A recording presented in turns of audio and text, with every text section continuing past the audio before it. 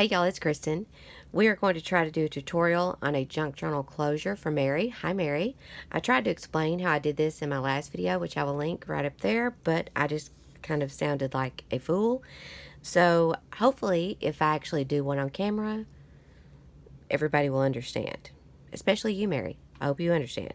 I know that most people know what this is and know how to use it, but I'm going to do this like nobody knows anything, okay? So this is a Crop-A-Dile. Let me see if the name is on here. I know We Are Memory Keepers is on here, but no, it's not. I'm going to link it down in the description box just in case anyone's interested. But here and here are where you punch, or where the holes are punched. And this hole, I don't know if you can tell, but the thing that punches this hole and this one are two different sizes. This one is a lot smaller. So the bigger hole, the one that this side that punches the bigger hole, is going to be used for the actual eyelet that goes on the bottom, which I'll show you all this in just a minute. And then the smaller hole is going to be used for the top hole, or the hole that goes in the top cover so that you can put the actual hitch post, because I don't know if you can tell, but that you have to make a hole that this will fit through, and that's really small. So that's why I like to use this, because it makes the smaller hole for the hitch post. Alright, I hope that made sense.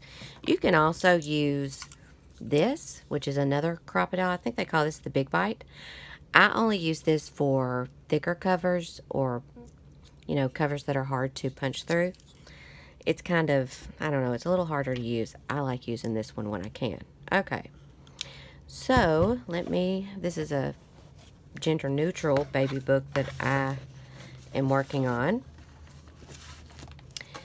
And we're going to start at the back to poke the hole for the eyelet. And again, you're going to use the one that pokes the larger hole.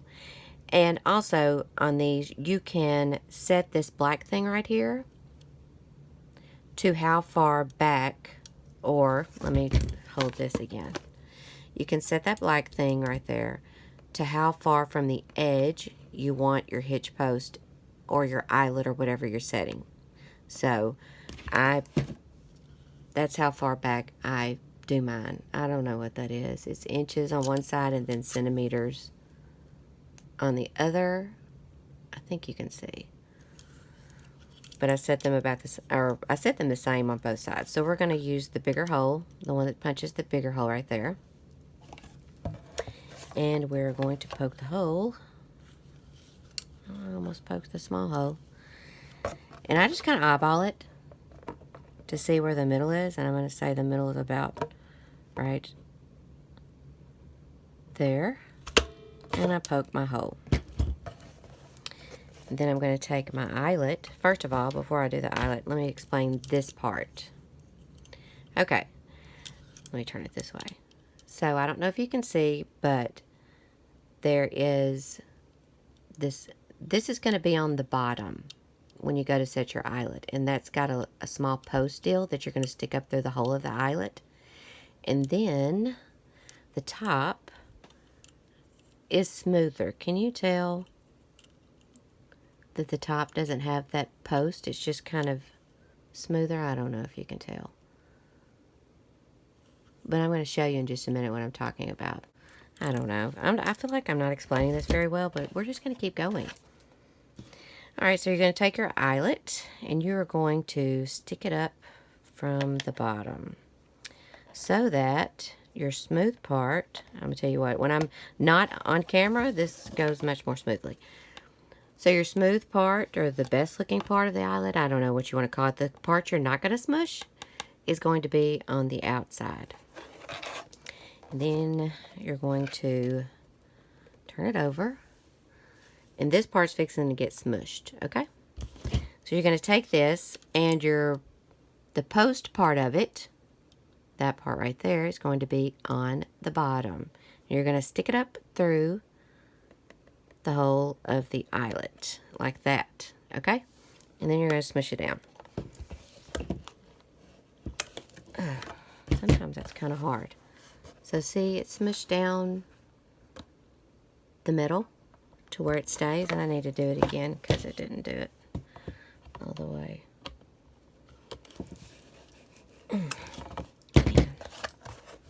Okay, so there you go. I smushed down that metal, and now I have an eyelet.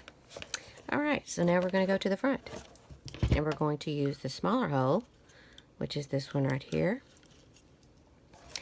And we're going to eyeball again for the center. Sometimes I kind of like pull it up and I'm like, look at my bottom hole to make sure I get it, you know, close.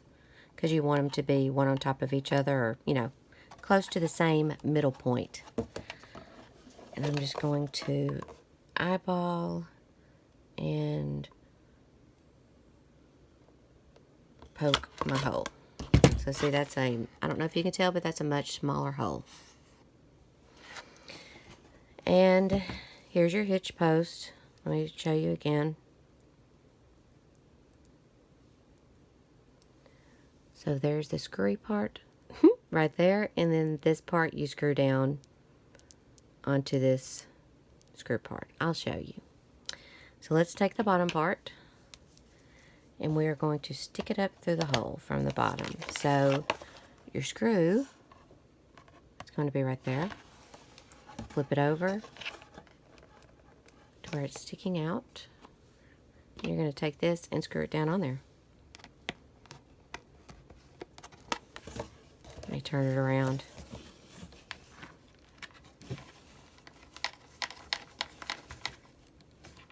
There you go.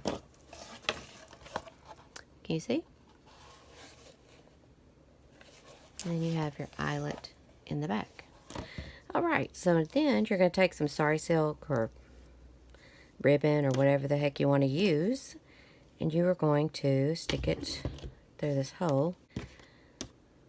Alright, so I just kind of half it in the middle, and I'm going to use this little pokey deal right here to poke it through the hole. Not very hard. I don't really want to poke a hole in the fabric, but I just want to stick it from the outside back. I feel like I'm not doing a good job here. I'm going to stick it through the hole from the outside to the inside. Just enough. Well, this material is harder to use, or harder to stick it through, because I just said I didn't want to poke a hole, and this thing is poking a hole through this because it's so thin. Usually it doesn't poke a hole, but it doesn't matter. Alright, so I'm going to pull it through enough to where I just have a small loop, and I'm going to take this part and stick it through that loop. Pull it through, and then pull it down to where it's tight. Do you see what I did there? And then I'm going to put my papers back in here. Usually when I do the ribbon part, my papers are already in here, like already sewed in, but I'm not done with this journal, so we're just going to do like this. So I'm going to put my papers in there. The papers give me a gauge as to how tight I want to tie down this ribbon, or make the bow, you know. You don't want to tie it down too tight, but you do want to tie it down tight enough to where it will actually stay when you stick it on this post to close it. Alright, and then I'm just going to make a bow.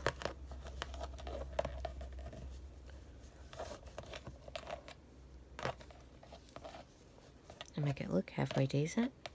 Maybe cut some of the ends off, some of these if it's too much. You want to leave some of it because people, whoever buys it, they're going to be adding to this journal. You want to give them some leeway to redo the bow and make it,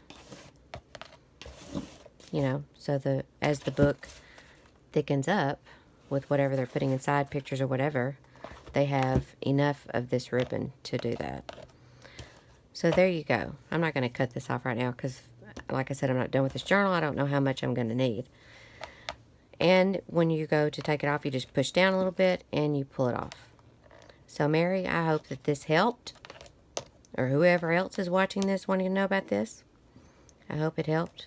This was a pretty fast video. Oh, good Lord. I can't get it back on now. It works, I swear. Okay. The next video or two, I'm going to have a haul video. I have some junk journal kits to show still that I still have not done yet. Sorry. I hope you enjoyed this video. Don't forget to like and subscribe if you haven't already. And thank you so much for watching.